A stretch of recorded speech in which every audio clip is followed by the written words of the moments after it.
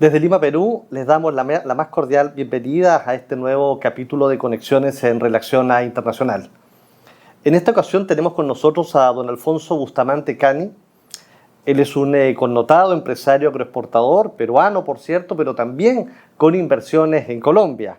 Don Alfonso Bustamante es el actual presidente de la Confederación Nacional de Instituciones Empresariales, CONFIEP. CONFIEP es la máxima instancia de los gremios en el Perú. Alfonso además ha sido presidente de la Sociedad de Comercio Exterior del Perú y director ejecutivo de IFC Holdings. No debo dejar de mencionar además que el presidente de CONFIEP ejerce también como vicepresidente del capítulo peruano del Consejo Empresarial Chile-Perú. Alfonso, bienvenido a Conexiones y muchas gracias por estar con nosotros. Muchas gracias a ti, Carlos. Como es natural, y encontrándonos además con quien encabeza el gremio de gremios en Perú, nos interesa conocer su mirada actual sobre la contingencia y el futuro del Perú de cara al año 2026.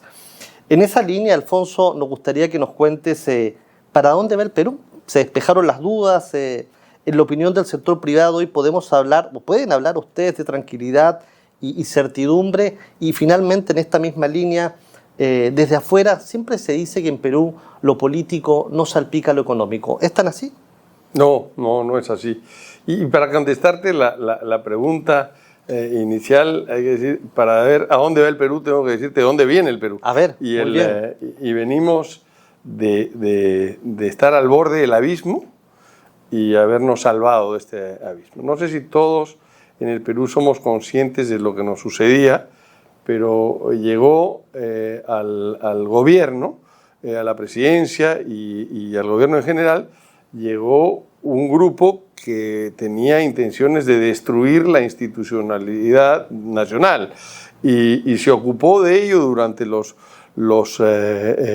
años que estuvo, entre los 18 y un poco más meses que estuvo instalado, se ocupó de degradar y de irrumpir en las instituciones que pudo. Felizmente, en ese tiempo salieron otras instituciones a la defensa, ¿no? Como fue la Fiscalía de la Nación, que durante muchos años la Fiscalía jugó un papel dudoso, digamos, con excesivo énfasis mediático e involucramiento político. Esta vez la Fiscalía, a cargo de la nueva fiscal, de la doctora Benavides, actuó, digamos, de acuerdo a lo que compete a esto también. Las Fuerzas Armadas, también el Congreso, ¿no? Actuaron oportunamente. El Tribunal Constitucional, ¿no? También fue otra de las instituciones que fueron la defensa frente a este atentado contra la institucionalidad del país. Y de eso tuvimos la suerte que, claro, derivado de unas serísimas acusaciones sobre corrupción que tenía el presidente Castillo, vio que, y que siguen en boga, ¿no? con el tema esto del tráfico de terrenos y millonarias compensaciones por ello. El personaje que se llama Salatiel Marrufo, que estaba vinculado al presidente y al gobierno, no hacía pues de intermediario, no con el Estado, y parece que le llegaba ya tipo colaboración eficaz al presidente, que seguramente fue uno de los motivos más importantes de tomar la decisión que tuvo de hacer un golpe de Estado, supongo yo que para evitar enfrentar a la justicia, ¿no? Hizo que se apresure esta cuestión. Entonces, habíamos llegado a un estado tan vulnerable que hacia dónde vamos hoy día parece que estuviéramos en otro país. En pocas horas se constituyó la sucesión constitucional del Perú con la vicepresidenta Boluarte, que formó parte de la plancha presidencial de Castillo, ¿no? Pero que se había separado y alejado del presidente Castillo en unos meses antes, ¿no? Bueno, esta sucesión constitucional es la que hoy niegan algunos presidentes de la región, ¿no? Y que realmente lo que hacen es desestabilizar nuestra calma democrática y el ambiente de inversión que es necesario para esto. Si pueden haber cuerdas separadas o paralelas entre la política y la economía, te contesté rápido que no, sí, claro, sí salpica. Sí salpica, y el Perú no es la excepción. En el mundo entero, la inversión hay que atraerla, engreírla y mimarla para que venga. Hay que ponerle las condiciones atractivas. Esto es como un concurso de belleza.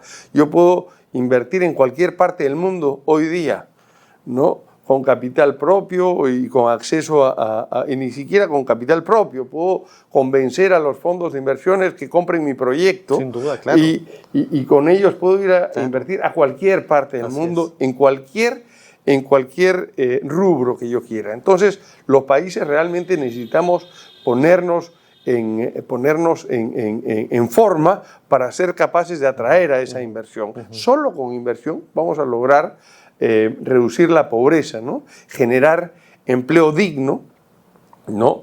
Y reducir estas enormes brechas que todavía lamentablemente tienen países como el Perú. Entonces, hoy día vivimos una calma, ¿no? Pero sin duda hay mucho más que hacer, ¿no? ¿Certidumbre?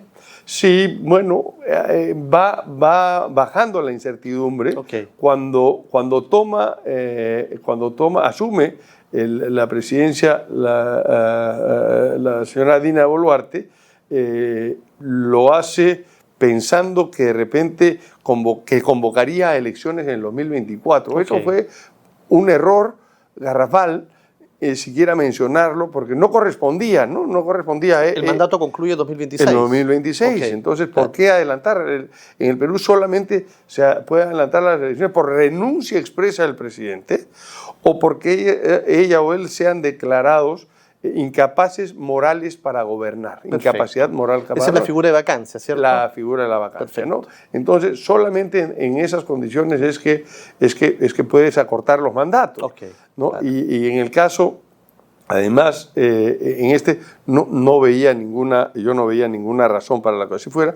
Y por supuesto, ante la incertidumbre de enfrentar nuevamente un proceso electoral en unas condiciones subóptimas, ¿no? Y apresuradas, la inversión se iba a retraer de todas maneras. Hoy día estamos en mejores condiciones, a pesar de haber tenido una ya anunciada violencia de parte de los grupos extremistas. Recordemos que cuando se me hablaba de vacar a Castillo por sus excesos y por las evidencias de corrupción, su premier, en ese momento ya ex premier, dijo unas frases que resultaron muy ciertas, ¿no? Dijeron: ríos de sangre correrán si es que se vaca al presidente. Eso lo dijo el premier Aníbal Torres, ¿no? Entonces, él lo dijo de esta forma y claro, casualmente se activaron movimientos violentistas,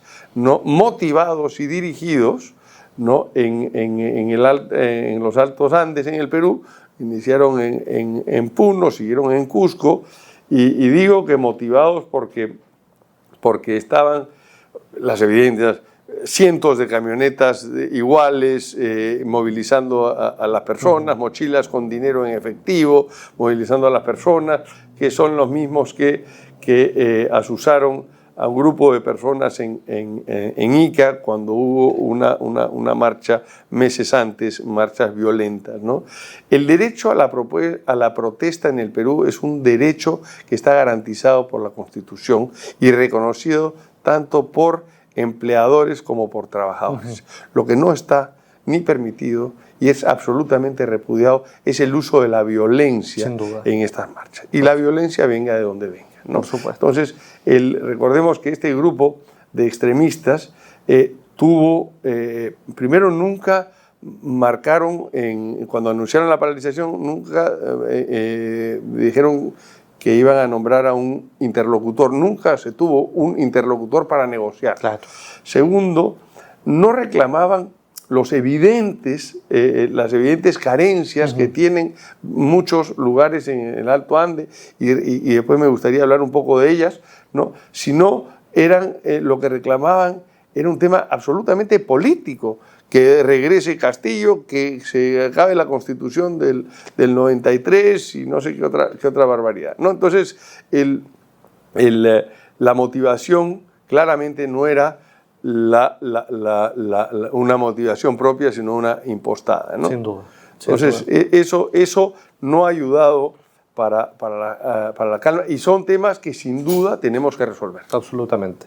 Vamos a hablar sobre las carencias del Ande. De hecho, hay una pregunta vinculada a ella, está en la siguiente, pero ahora me gustaría, hicimos un poco de arqueología en relación a las últimas notas publicadas, y escogimos una última, a la que denominaste el elefante en la sala. En ella, entre otros temas, hablas de la informalidad laboral, que según la cifra que citas además en dicha nota alcanza el 76% de la población ocupada. En tu opinión, ¿qué se está haciendo desde el sector, pero también qué se está haciendo desde el Estado al respecto? Bueno, decir que esta cifra del 76% es la más alta que tenemos desde hace 15 años. O sea, ha crecido en estos últimos meses inclusive, con lo cual refuerza la tesis de que sí salpica la política de la economía, ¿no? Claro. Y el problema de la informalidad y de la informalidad laboral, más allá de ser un tema fiscal, es un tema de desprotección al ciudadano, como lo mencionaba, además a la persona y al trabajador, claro. ¿no? Entonces, la actividad informal no permite el progreso de la persona, no la superación de la persona. Te encuentras en una trampa de supervivencia, ¿no? Y de desprotección. Entonces, eso es con lo que tenemos que luchar. ¿Qué se está haciendo? Primero hay que identificar las causas de la informalidad. Claramente. ¿No? Y quiero contar una anécdota. En el Perú, nosotros hemos hecho unas encuestas recientemente, no todas las encuestas las publicamos, pero para entender un poco las necesidades de las personas realmente y los malestares de las personas. Y cuando me reuní con los encuestadores, me dijeron, mira, más allá de lo que hemos encontrado, te quiero comentar lo que no hemos encontrado. Lo que no hemos encontrado es que el peruano no está reclamando sus derechos. En todos lados donde hacemos encuestas salen los derechos, mis derechos. En el Perú no. Entonces, eso nos ayuda a entender un poquito la idiosincrasia y quizá este letargo que tenemos hace tiempo, este abandono que tenemos de muchas de las regiones y esta descreer que el Estado nos va a ayudar en algo. Entonces, oye, el peruano resuelve. ¿Ya? Yo ya no quiero pedir, yo resuelvo por mi cuenta. Y ese resuelvo por mi cuenta nos lleva, claro, te alivia el cortísimo plazo, lógico, pero te hace un problema de largo plazo tremendo a la persona y a las familias, ¿no? Entonces, ese yo resuelvo es, yo creo, el peruano es altísimamente emprendedor y empresarial. Entonces yo creo mi puestito de venta de molientes o hago el negocio de construcción, pero de autoconstrucción o de cualquier cosa. Miles de actividades diferentes, transporte, logística, todo en escala micro y sin la rigurosidad que debiéramos tener para buscar mejora. Claro. Entonces, de ahí venimos y digamos, ¿por qué? Y después nos damos cuenta también, o antes inclusive, que el costo, si bien el costo de la informalidad es alto, la barrera hacia la formalidad lo es aún más alta. Entonces, desde los 90 a esta fecha, el Perú en los 90s, o sea, el Perú llegó a los 90 con inflaciones pues récord mundiales, con un estado absolutamente fallido y quebrado. Entonces, cuando nos tocó las reformas, lo primero que se hizo fue hay que achicar el Estado, reformar el Estado y ser atractivos hacia la inversión. ¿Choquear la economía? ¿Un shock a la economía? Se hizo un gran shock de la economía, por supuesto, le llamaron el Fuji Shock en esa época. Y recuerdo hasta ahora las palabras del ministro de Economía después de mencionar todos el shock que iban a hacer, el pan costará tanto, la gasolina a partir de mañana costará 10 veces más. Un sinceramiento de precios. Un sinceramiento de precios que terminó el discurso diciendo y que Dios nos ayude, ¿no? Frase para el bronce. Fue terrible, pero fue necesario. Había hambre por captar las inversiones, necesidad. De un tiempo a esta parte, el Estado peruano se ha burocratizado, se ha aburguesado. Hoy día hemos perdido ese hambre, nos hemos impuesto nuevos requisitos, mucha duplicidad de permisos, la terminología, lo que los norteamericanos le llaman el red tape, es enorme. Yo tengo una anécdota, además de agricultura, parte de nuestro negocio original es energía, energía eléctrica, y la última central eléctrica que hicimos me tomó 6 años de permisos y 1 año en la construcción. 6 años de permisos. O sea, en 7 años la realidad económica del negocio puede haber variado. Completamente. ¿No? Entonces, en 7 años para poner un proyecto de concesión en operación es demasiado. Entonces, eso pasa en absolutamente todos los sectores, ¿no? Y al pequeño negociante que abre una tienda por sácame estas pajas, la autoridad municipal hoy día te cierra el establecimiento por 3 meses. Hay una desproporción en las acciones que empuja al emprendedor, al empresario, al pequeño empresario, lo empuja hacia la informalidad. En ese mundo no existen controles, no existe regulación, ¿no? Todo es una transacción de corto plazo, ¿no? Que genera pues este tremendo cosa. Entonces, ¿qué es lo que estamos haciendo desde Confiepes? Primero estamos alertando que estas barreras son muy altas. Estamos siendo propositivos en identificarlas, ¿no? Y bajarlas y proponer eliminación de estas de procesos y barreras, ¿no? Y estamos también ayudando a generar un valor hacia la formalidad, porque si encima no recibo nada a cambio, entonces ¿por qué? ¿No? En el Perú la salud es casi un lujo, lamentablemente, ¿no? La Constitución peruana garantiza la universalidad y de la salud y de calidad. Sin embargo, no basta porque esté escrito en una Constitución para que esto sea efectivo. Hay que hacer efectivas los derechos. Un problema regional. Claro. Y vemos, por ejemplo, que el sistema de salud en el Perú se divide básicamente en dos, en el sistema público, en dos. Uno, el primero se llama ESSalud, que es una institución donde los empleadores formales aportamos el 9% de los salarios de los trabajadores, un markup para arriba, para contratar para ellos un seguro de salud a todo riesgo para ellos y para su familia. Y a ESSalud tiene el componente previsional y el componente asistencial. Entonces, no solamente pagamos por el seguro, sino por la prestación del seguro. Lo que vemos desde hace muchos años y nos indignamos hace muchos años es que al ir a atenderse a estos hospitales, la calidad del servicio y la oportunidad del servicio es lejos de ser óptimo. A ESSalud te refieres. A ESSalud, exacto. Entonces, vemos que el asegurado va y le dicen, bueno, regrese usted en 4 meses donde se les va a programar ahí una cita. Entonces, no es posible. O sea, en 4 meses probablemente el paciente ya resolvió, o se murió, ya resolvió de cualquier forma, o se murió, o tuvo que ir a contratarlo por sus propios medios. Y dime una cosa, y la realidad del ANDE, lo mencionabas al inicio de la primera pregunta. Estas brechas me imagino que deben ser mucho más complejas. Mucho más complejas. Ajá. Porque hay un abandono aún mayor. El Perú hizo algunos errores. Ha habido progreso indudablemente. Quiero hablar, por ejemplo, de la pobreza en el Perú y la medición de pobreza.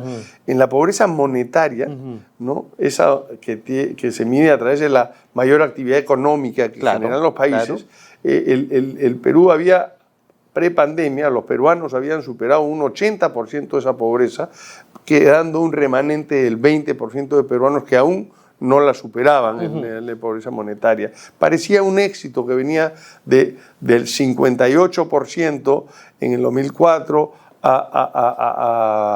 al 2021, al 20, parece un éxito rotundo. Sin embargo, la sensación que uno se queda con eso es que no es así, no se siente así. Y nos pusimos a ver otras formas. De repente no es la pobreza monetaria la que tenemos que ver. Y nos encontramos con esta fórmula de la pobreza multidimensional que ve en 3 aspectos, mide en 3 aspectos la vulnerabilidad de las personas. Entonces, una en la dimensión de hogar, otra la dimensión de la educación y la tercera de la salud. En la dimensión del hogar vimos que hay una falta de infraestructura y de servicios básicos que son derechos del ciudadano y que no existen en muchas cosas. Todavía mantenemos una brecha muy grande, especialmente en las regiones andinas, ¿no? Y en las regiones pobres del Perú. Y esta brecha quiere decir que no hay colegios, que no hay agua, no hay acceso a agua y desagüe por conductos, por tubería, ¿no? Entonces, digamos, el material en el Ande, el combustible con el que se cocina todavía es leña en muchos casos. Entonces, todos estos van haciendo una calificación, el acceso oportuno, ¿no?, a la salud y el nivel de educación nos llevó a otros índices y vimos que en esa misma línea de tiempo habíamos bajado también la pobreza de un poco más del 70% al 38%. El 38%, o sea, casi 40% de la población sigue siendo pobre multidimensionalmente.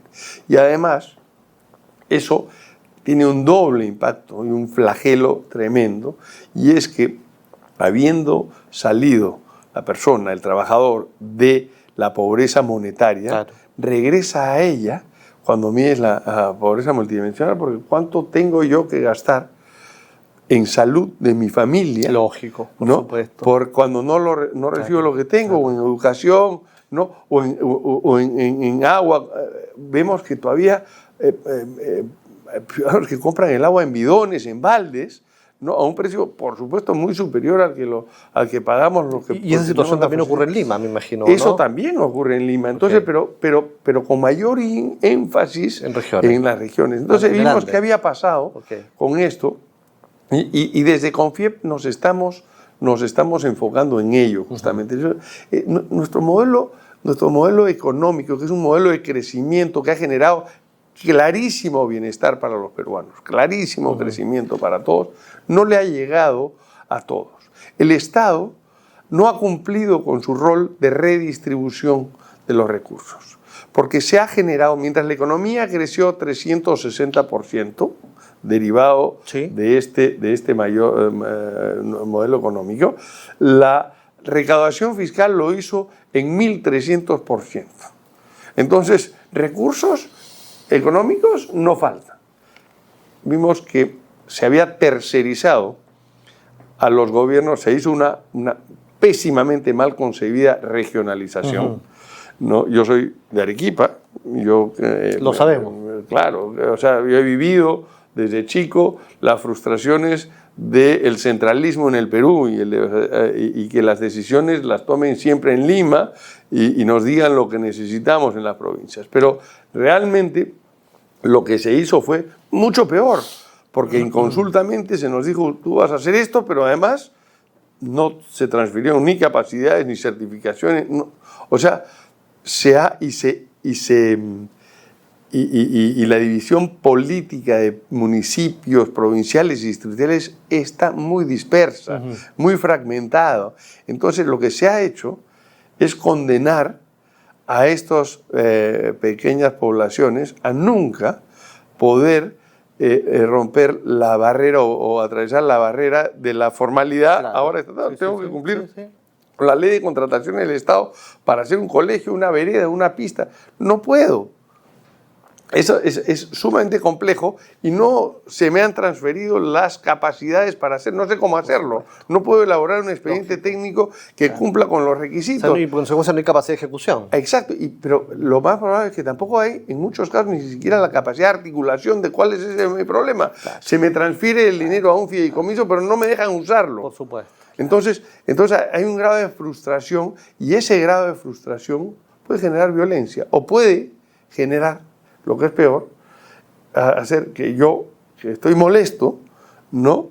Venga cualquier persona por cualquier tiempo, con cualquier cuento y que me diga, bueno, vamos a romper el aeropuerto porque la culpa lo tienen los monopolios y el Estado. Entonces, hay una parte de la población que ante la prolongadísima frustración y promesas, y encima decir que en el Perú estamos muy bien y que hemos derrotado a la pobreza, cuando en realidad, mira lo que me está pasando. Entonces, si alguien viene y me dice, vamos a romper, dice, dame la piedra.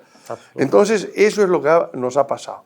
Entonces, esa es la situación que tiene el Perú y que nos urge ser propositivos y cambiar esto. Ya no esperemos a que todo venga del gobierno. Creo que tenemos la suerte de tener hoy día un chance, una alternativa para hacer cambios profundos, ¿ya? Y la estamos tomando. Estamos siendo muy propositivos, yendo al Congreso. Hemos presentado 21 propuestas para corregir el tema de descentralización, ¿no? Estamos haciendo, hemos ayudado a presentar, hemos provocado que se presente un proyecto de ley en términos de la salud, donde lo que hace es generar gobernanza a esta entidad de salud que es de los empleadores para sus trabajadores. Muy necesario, además, y por que lo que estos, efectivamente, claro. y detrás de esa gobernanza, que hoy es muy dura, detrás de esa gobernanza lo que estamos diciendo es, bueno, una vez que haya la gobernanza, ¿cuáles son los proyectos? ¿Qué vamos a hacer? Estamos trabajando en esos proyectos para que sean de rápida realización y que el ciudadano a pie, el ELAN, el desprotegido, diga, oye, la verdad que el empresario sí se está interesando en nosotros, ¿no? Entonces, ese es el mensaje. Muchas gracias, muy claro, Alfonso. Quiero llevarte al plano regional, internacional. Concretamente, la Alianza del Pacífico, este bloque, recuerdo cuando en su momento el presidente García propuso los países y hablaba del arco del Pacífico, y después la alianza se presentó con mucho optimismo y con vocación regional. Hoy se ha hablado acerca de este bloque y particularmente ha sido tendencia, ¿no?, la presidencia pro tempore de la Alianza del Pacífico, que le corresponde asumir al Perú. Nos interesa conocer cuál es la opinión, cuál es la postura de ustedes como gremio de gremios en Perú respecto del ejercicio de la presidencia pro tempore. Bueno, CONFIEP es uno de los miembros del Consejo Empresarial de la Alianza del Pacífico. Okay. Yo, como presidente del CONFIEP, me toca ser uno de los directores de la Alianza del Pacífico por el Perú. Somos 4. En el pasado me ha tocado presidirla también. Y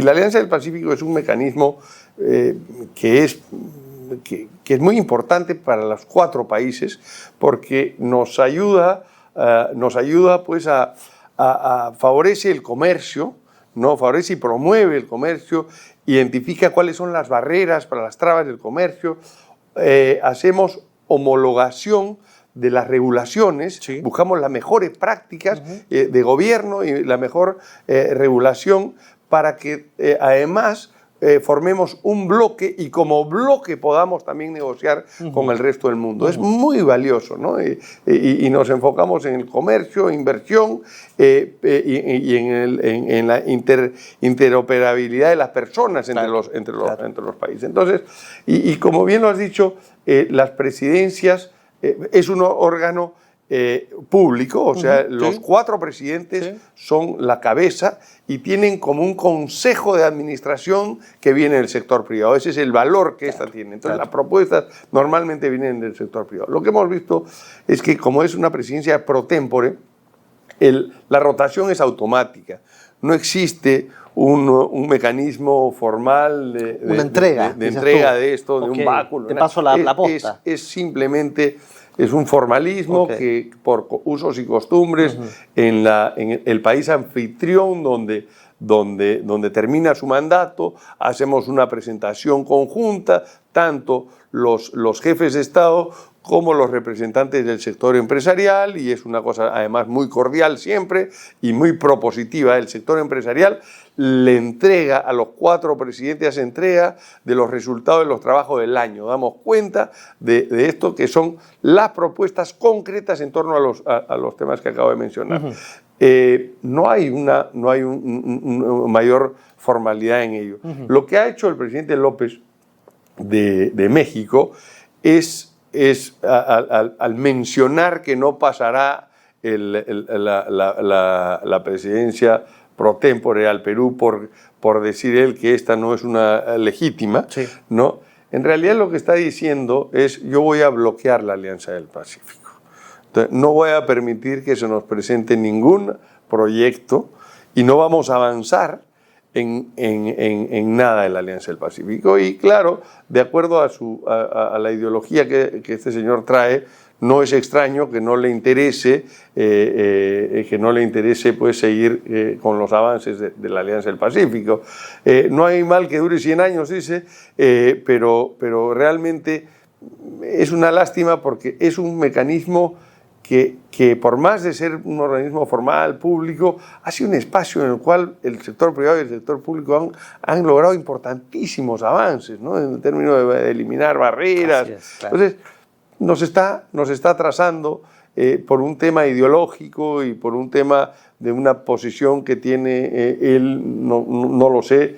El presidente de México ya comenzó a enseñar el lado más feo del autoritarismo, con una primera intervención sobre activos de algún grupo económico, ¿no? En el tema ferroviario, no me voy a expandir en eso, pero cuidado, porque no vaya a ser que esto sea como el salame, ¿no? Primero uno y después siguen los demás sectores.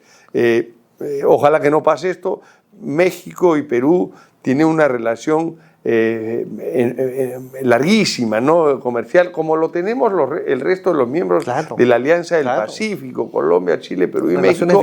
Somos unos aliados bicentenarios, efectivamente, y somos, la verdad de las cosas, ir entre nuestros países uno se siente muy a gusto, y desde el sector empresarial tenemos unas relaciones enormes, unas relaciones y unas similitudes enormes, y que más que competidores somos unos grandes aliados para el desarrollo y tenemos objetivos comunes. Sin duda. Entonces, lo que está haciendo el presidente López realmente es postergar el desarrollo de su pueblo y del resto de los pueblos de la Alianza. Nos quedamos con eso, Alfonso, y siguiendo en el plano internacional, te voy a llevar en tu condición de presidente de CONFIEP y vicepresidente del capítulo peruano del Consejo Empresarial Chile-Perú. Inevitablemente no puedo dejar de preguntarte por la relación bilateral, pero concretamente, ¿consideras tú que entre Chile y Perú ya podemos hablar de asociatividad comercial para exportar servicios? Y cuéntanos también cuánto ha aportado el Consejo Empresarial. Hace poco vimos la reunión de marzo en la que participó el presidente Lagos. Sí, una reunión importantísima, porque además ahí vemos, pues, que independientemente de las posiciones de nuestros gobiernos, el sector empresarial quizás fue una de nuestras reuniones más concurridas, lo que representa, pues, ahí sí el apoyo entre los sectores empresariales, asociatividad, no solamente en servicios comunes, asociatividad en muchísimas otras cosas. Mira, yo soy agricultor. Sí, claro. El tema de la exportación frutícola entre Perú y Chile, somos más que competidores, somos absolutamente complementarios. Ya estamos haciendo alianzas para atender a los mercados juntos. Ni Perú ni Chile solos podemos atender a los mercados durante todos los 12 meses del año, porque son productos estacionales, son productos de mucho valor, pero son productos estacionales. Nos complementamos. Nos complementamos absolutamente. Entonces, ya pasamos ambos la etapa de la niñez y la juventud en términos económicos y de participaciones de mercado, y hoy día estamos llegando a la adultez en ambos casos, y entonces nuestras aspiraciones y ambiciones son otras. Ya no son poder colocar unas cosas acá y participar en el mercado cuando me toca. Queremos tomar todo el mercado durante todo el año. Y entonces ahí es que nuestra complementariedad es absolutamente necesaria. No lo vamos a poder hacer solos. Entonces ya tenemos, eso lo vieron los empresarios chilenos antes que nosotros, llegaron a la adultez antes que nosotros, ¿no? Y entonces en el sector agroexportador, y el Perú no estaba listo todavía, pero ellos vinieron acá a hacer empresa, y hacer empresa entendiendo esa complementariedad absoluta, ¿no? Entonces somos absolutamente complementarios. Entonces nos está pasando, y si queremos ir un poquito más lejos, terminamos de redondearlo si metemos a Colombia en el aspecto. Entonces ya la tarea nuestra ya no es ser productores exportadores, sino ser las compañías que solucionan el abastecimiento de los supermercados en el hemisferio norte de todos los continentes, que es donde se consume más. Entonces, nos toca hacer estas grandes empresas ya que solucionen problemas. Yo no los voy a llamar ni siquiera trader, porque es mucho más que eso. Tenemos que asegurarnos que nuestra fruta llegue en las mejores condiciones y en el mejor trato hasta la última milla de todos los consumidores en el mundo. Entonces eso es un ejemplo nada más, pero también tenemos complementariedad en energía absoluta, no tenemos complementariedad en minería. El Perú y Chile somos los primero y segundo productor de cobre. En oro, el Perú es uno de los primeros. O sea, en minería, las buenas prácticas que todo esto ha generado, lo llevo en minería, en agricultura, en pesquería, en una serie de cosas y en servicios, que lo mencionabas tú. Tenemos niveles ya de calidad de servicios, de responsabilidad social, ¿no? De trabajo hoy día responsable, de buenas prácticas, que nos ponen una ventaja competitiva enorme. Entonces, yo creo que tenemos la posibilidad de hacer un bloque, ¿no?, fabuloso. La cercanía, el idioma, las costumbres son las mismas. Entonces, tenemos una gran oportunidad de integración real para hacer frente a esto. La Alianza del Pacífico, incluyendo México, por supuesto, la Alianza del Pacífico, pues, es un mercado.